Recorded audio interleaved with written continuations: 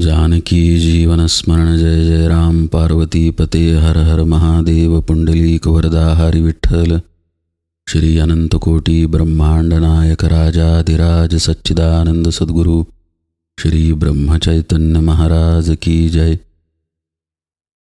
आपण संत श्री निवृत्तीनाथ महाराज यांचा हरिपाठ पाहतोय.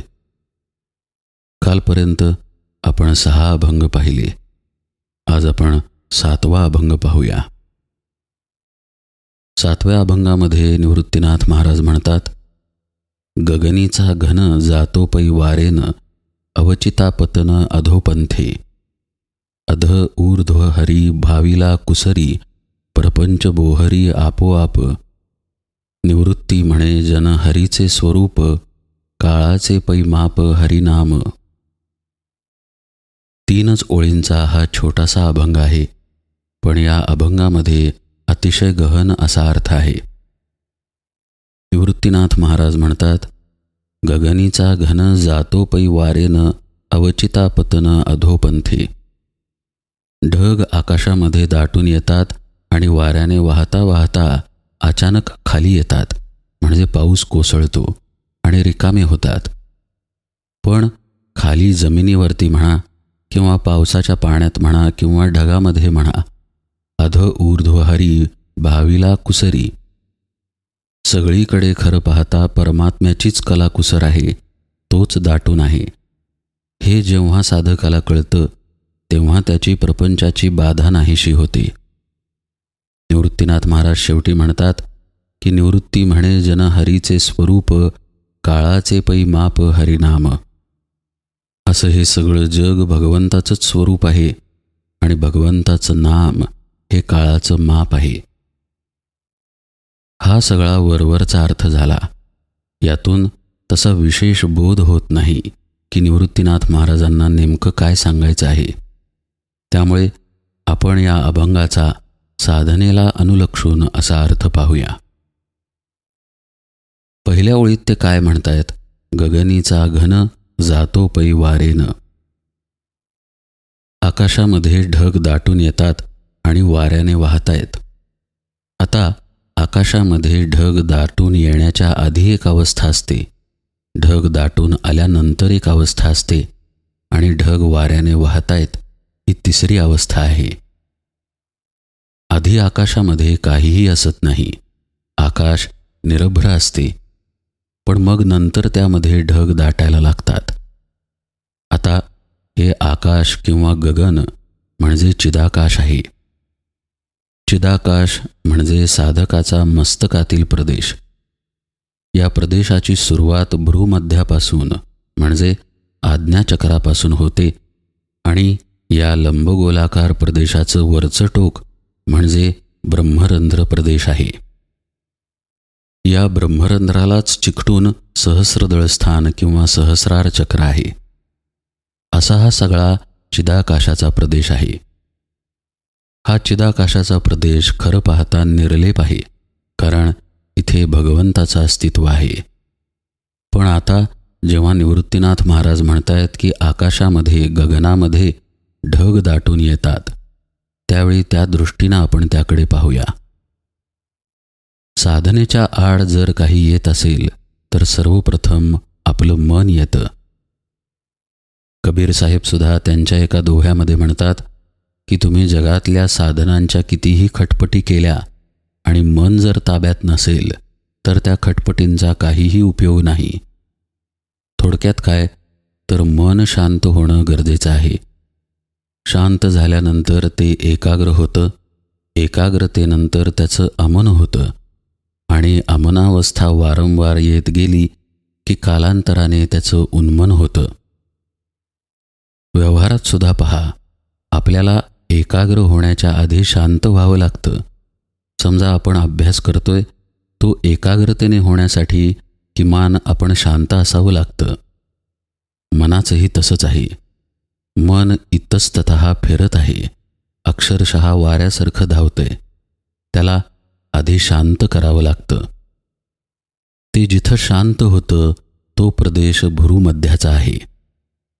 सद्गुरू साधकाला, शिष्याला डोळे मिटून भ्रूमध्याकडे पाहायला सांगतात. त्यावेळी आपल्या डोळ्यातली बुबुळे तिरकी करून भ्रूमध्याकडे पाहायचं नाही आहे. भ्रूमध्यामध्ये लक्ष देऊन राहायचं आहे. असं भ्रूमध्याकडे लक्ष देत असताना आपल्या श्वासांवरती पण अनुसंधान ठेवायचं आहे. असं करत करत त्या भ्रूमध्याच्या ठिकाणी मन हळूहळू शांत व्हायला लागतं. हा शांततेपर्यंत पोहोचण्याचा अभ्यासही काही वर्षांचा आहे बरं का. आज ध्यानाला बसलं की उद्या मन शांत झालं असं कदापि होत नाही. अर्थात श्वासांकडे लक्ष कसं द्यायचं, भ्रूमध्याच्या प्रदेशात आपल्या मनाकडे साक्षीत्वाने कसं पाहायचं, हे सद्गुरू शिष्याला शिकवतात. इथे सुद्धा काही वेगवेगळ्या संप्रदायांप्रमाणे वेगवेगळे साधन प्रकार आहेत. कुणी श्वासांवर नाम घ्यायला सांगतात, तर कुणी नुसते अनुसंधान सांगतात, तर कुणी आणखी काही. मूळ मुद्दा असा आहे की आपल्या मनाला शांत करायचं आहे. ते जर शांत झालं तर भगवंताच्या नामामध्ये किंवा सोहमच्या अनुसंधानामध्ये एकाग्र होऊ शकतं. आपण याआधी बऱ्याचदा बघितलं आहे की आपल्या मनाची आणि चित्ताची गती श्वासांवर अवलंबून आहे आणि श्वासांची गती मन आणि चित्तावर अवलंबून आहे. यांचा एकमेकांशी परस्पर संबंध असल्याने जसं जसं आपलं मन शांत व्हायला लागतं तसं तसं आपले श्वास सूक्ष्म व्हायला लागतात. एक अवस्था अशी येते की साधकाचे श्वास अगदी नाकातल्या नाकात व्हायला लागतात. तो डोळे मिटून शांतपणे आपल्या भ्रूमध्याच्या ठिकाणी स्थिर असतो आणि श्वास हे अत्यंत सूक्ष्म अगदी गरजेपुरते वाहत असतात. अशावेळी त्याच्या इडा आणि पिंगळा नाड्या बंद असतात. श्वास बंद नसतात, पण इडा आणि पिंगळेमधून प्राण न वाहता तो सुषुम्नेतून वाहत असतो. त्यामुळे श्वासाची किंवा प्राणाची गती अगदी सूक्ष्म झालेली असते. भगवंत भगवद्गीतेमध्ये याला नासाभ्यंतरचारिणो अशी संज्ञा वापरतात. अशावेळी जी सूक्ष्म गती सुषुम्नेतून सुरू असते त्या गतीला पवन अशी संज्ञा आहे. आपलं मनही तिथे असतं आणि साधक या पवनाशी शांतपणे तदाकार झालेला असतो. अतिशय शांतपणे आणि सूक्ष्मपणे या पवनाची गती नाकामधून सुरू असते, पण त्याचं त्या नाकाकडे लक्ष नसतं. तो भ्रूमध्याच्या ठिकाणी स्थिर असतो. नंतर तो आपल्या मनाला या पवनाबरोबर बांधतो आणि दोघे मिळून चिदाकाशामध्ये प्रवेश करतात. आपलं मन आणि पवन. ही जी प्रक्रिया आहे किंवा ही जी अवस्था आहे की मन आणि पवन यांची गाठ पडली आहे आणि दोघेही चिदाकाशामध्ये गेलेले आहेत, याला निवृत्तीनाथ महाराज गगनीचा घन अशी संज्ञा वापरतात. कारण गगन किंवा चिदाकाश आधी निर्लेप होतं, पण आता तिथे घन आलेला आहे, ढग आलेला आहे. कशाचा? तर मन आणि पवनाचा. हा मन आणि पवनाचा ढग चिदाकाशामध्ये स्थिर राहायचा प्रयत्न करायला लागतो.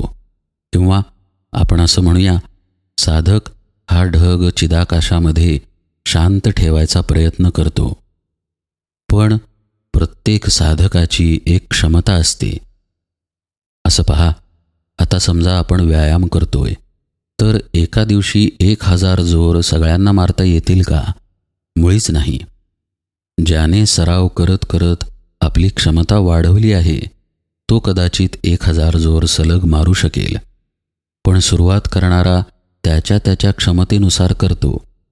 कुणी 1-2च जोर मारेल, तर कुणी 10-15, तर कुणी 25-30. पण जसजसा सराव वाढत जाईल, व्यायामातील नियमितता टिकून राहील, तसतशी आपली प्रगती होते आणि मग तोच माणूस एकाच वेळी 1000 जोर मारू शकतो. हे जसं व्यवहारात आहे तसंच साधनेमध्येही आहे. साधनेमध्ये सुद्धा साधकाची एक क्षमता असते. हा जो मन आणि पवनाचा ढग झालेला आहे, हा चिदाकाशामध्ये थांबवून ठेवायची क्षमता प्रत्येक साधकाची वेगवेगळी असते. असं पहा, ही अत्यंत आंतरिक आणि खोलातील स्थिती आहे. मुळात आधी आपले मनच शांत नसते. ते शांत होणे लांब राहिले, त्यानंतर एकाग्र होणे त्याहून लांब राहिले. एकाग्र झाल्यानंतर पवन ही अवस्था येते, म्हणजे श्वासांची सूक्ष्म स्थिती, सुषुम्नेची गती ही अवस्था येते. आणि त्यानंतर त्या पवनाची मनाबरोबर गाठ घालून तो ढग या चिदाकाशामध्ये न्यायचा आहे. त्यामुळे ही तशी अवस्थाच मुळात दुर्मिळ आहे. तरीसुद्धा या अवस्थेतही प्रत्येक साधकाची क्षमता निरनिराळी असल्यामुळं जो तो साधक आपापल्या क्षमतेनुसार चिदाकाशामध्ये स्थिर राहतो. आपली क्षमता संपली की चित्त आणि मन व्यग्र होतच आणि मग तिथून साधक खाली येतो. यालाच निवृत्तीनाथ महाराज अवचिता पतन अधोपंथे अशी संज्ञा वापरतात. कारण मनाचा पूर्ण लय झालेला नसतो. मनाचा पूर्ण लय होणे ही फार पुढची अवस्था आहे. मन तिथे असते, त्यामुळे मनातील त्रिगुण आणि विकारही असतात. फक्त सराव झाल्यामुळे काही काळ चिदाकाशात थांबता येते, पण सराव ज्या क्षमतेपर्यंतचा आहे ती क्षमता संपली की साधक पुन्हा खाली येतो. पुन्हा तो मनावरती आणि विचारांवरती येतो. साहजिक आहे की त्याला पुन्हा सर्व जाणीवा निर्माण होतात. चिदाकाशामध्ये तो जोपर्यंत शांतपणे आहे तोपर्यंत तसा तो जाणीवांपासून लांब असतो. त्याला त्याच्या मनाची जाणीव असते. आपण चिदाकाशामध्ये आहोत याचेही भान असते. पण इतर प्रापंचिक जाणीवा किंवा विचार यांपासून तो लांब असतो. आणखीही एक गोष्ट लक्षात घ्या इथे, की प्रत्येक संप्रदायानुसार या साधनेच्या पद्धती बदलतात. चिदाकाशामध्ये कसं जायचं, चिदाकाशामध्ये थांबायचं तर कुठल्या भावानं थांबायचं, कुठल्या अवस्थेनं थांबायचं, हे सद्गुरू सांगतात आणि शिष्याकडून करवून घेतात. हे ऐकायला वाटतं तितकं सोपं नाही. आपलं मन अत्यंत चंचल आहे. माऊली म्हणतात, पारियाचा रवा घेता भूमीवरी यत्न परोपरी साधन तैसे. अशातला हा प्रकार आहे. एका मर्यादेपर्यंत साधक प्रयत्न करू शकतो, पण त्यापुढे मात्र गुरुकृपेशिवाय प्रगती केवळ अशक्य आहे. असो, तर आपण पाहत होतो की चिदाकाशामध्ये स्थिर राहिलेला साधक हळूहळू खाली यायला लागतो. मग त्याला प्रपंचाचं भान यायला लागतं, म्हणजेच त्याचा ढग खाली उतरतो. अवचिता पतन अधोपंथे. पण असं आहे की सद्गुरूंनी जो मुळात बोध दिलेला आहे तो तत्वम असी असा आहे की ते परमात्मतत्वच तू आहेस. साहजिक आहे की तो चिदाकाशामध्ये सुद्धा सोहमबोधानेच राहायचा प्रयत्न करतो. पण चिदाकाशातून खाली पतन झालं तर खालीसुद्धा कुठला बोध ठेवायला सद्गुरू सांगतात? सोहमचाच ठेवायला सांगतात. तसंच कर्म करताना, प्रपंचात वागताना सोहमबोधामध्येच राहायला सांगतात. भगवंताचं नाम तरी याहून निराळं कुठे आहे? हेच भगवंताचं नाम आहे की ते परमात्मतत्वच मी आहे. याआधीही आपण बघितलंय की राम जेव्हा आपण म्हणतो तेव्हा तोच राम माझ्या अंतर्यामी आहे, तोच मी आहे आणि तोच राम सर्वत्र व्यापून आहे, हा बोध तिथे आवश्यक आहे. त्यामुळं सद्गुरू त्याला सर्व काळी नामातच राहायला सांगतात. मग तो प्रापंचिक कर्तव्यकर्मांमध्ये असो, नाहीतर साधना करत असो, किंवा आपल्या मन आणि पवनाबरोबर चिदाकाशामध्ये असो, सगळीकडे नामच आहे हे सद्गुरू सांगतात. आणि हे जे सर्वत्र नटून राहिलेलं नाम आहे त्याला निवृत्तीनाथ महाराज कुसरी असा शब्द वापरतात. ते म्हणतायत, अध ऊर्ध्व हरी भाविला कुसरी. अध म्हणजे खालची अवस्था असो, म्हणजेच आपण पूर्णपणे वृत्तीवरती, जाणीवेवरती असोत, जिथे आपण कर्तव्य कर्म करतोय, व्यवहार करतोय, प्रपंच करतोय, किंवा आपण ऊर्ध्व म्हणजेच चिदाकाशामध्ये आपल्या मन आणि पवनाबरोबर असो, सगळीकडे भगवंताचं नामच नटून राहिलेलं आहे. अधो ऊर्ध्व हरी भावीला कुसरी. आणि हे जेव्हा साधकाच्या मनामध्ये ठसतं की सर्वत्र तोच आहे, ईश्वरच आहे, भगवंताचं नामच आहे, तेव्हा त्याची प्रपंचाची उपाधी आपोआप नाहीशी होते. बोहरी म्हणजे हद्दपार करणे. प्रपंच बोहरी आपोआप. प्रपंच नावाची बाधा त्याच्या आयुष्यातून हद्दपार होते.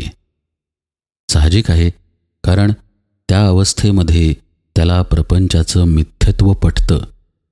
तो प्रपंच टाकत नाही, घरदार सोडून रानावनात जात नाही, पण त्या प्रपंचाचं मिथ्यत्व, त्याचं खरं स्वरूप कळल्यामुळं त्या प्रपंचाची बोहरी होते. तो प्रपंचात आहे, पण प्रपंच त्याच्या आयुष्यातून हद्दपार होतो. शेवटी निवृत्तीनाथ महाराज म्हणतात, निवृत्ती म्हणे जन हरीचे स्वरूप, काळाचे पै माप हरिनाम. साधनेमध्ये आणखी खोल गेल्यानंतर भगवंताचं व्यापकत्व त्याच्या अनुभवास येतं. सगळीकडे परमात्मतत्व भरून आहे हे तो अनुभवायला लागतो. पण हे तो ज्या स्थितीमध्ये अनुभवतो त्या स्थितीमध्ये काळाची सत्ता असत नाही. काळाचे पै माप हरिनाम असं निवृत्तीनाथ महाराज म्हणतात. माप म्हणजे मापटं बरं का. समजा एक 100 किलोचं पोतं आहे. त्या पोत्यातून मला समजा 20 किलो धान्य बाहेर काढायचं आहे, तर मी छोटंसं माप घेतो आणि त्या पोत्यामध्ये घालतो आणि हळूहळू करत त्या पोत्यातून 20 किलो धान्य बाजूला काढतो. त्याप्रमाणेच साधकाचं पोतं देहबुद्धीनं भरलेलं आहे. त्याच्या ठिकाणी त्यामुळंच काळाची जाणीव आहे, स्थळ काळाचं भान आहे. भगवंताचं नाम हे मापट्यासारखं काम करतं आणि त्या भरलेल्या पोत्याला रिकामं करतं. हळूहळू मापामापानं त्याची जाणीव बाहेर काढतं. कालांतरानं संपूर्ण देहबुद्धी नाहीशी होते आणि काळ नावाची संज्ञाच तिथे राहत नाही. असं पहा, आपण देहबुद्धीवर आहोत म्हणून काळ आपल्यासाठी आहे. देहबुद्धीच नाही तर तिथे काळही नाही. आपण 8-10 तास झोपतो, पण झोपून उठल्यानंतर वाटतं, अरे आत्ताच तर झोपलो होतो, कारण आपल्याला आपलं भान असत नाही. पण ही झोप, ही निद्रा साधनेच्या दृष्टीनं मरणच आहे, कारण हा फक्त काळ वाया गेला. साधक मात्र जागृत निद्रावस्थेमध्ये असतो, त्यामुळे तो काळाच्या पलीकडे जातो. त्याला देहाचं, काळाचं भान असत नाही, पण भगवंताच्या नामाचं, स्वरूपाचं भान असतं. अशी ही अवस्था आहे. ही काळाचं भान घालवणारी साधन प्रक्रिया आणि पर्यायानं प्राप्त होणारी अवस्था, या दोन्हींचं वर्णन निवृत्तीनाथ महाराज या शेवटच्या ओळीत करतात. निवृत्ती म्हणे जन हरीचे स्वरूप, काळाचे पै माप हरिनाम. इथे या 7व्या अभंगाच्या निरूपणाला विराम देतो. जानकी जीवन स्मरण जय जय राम.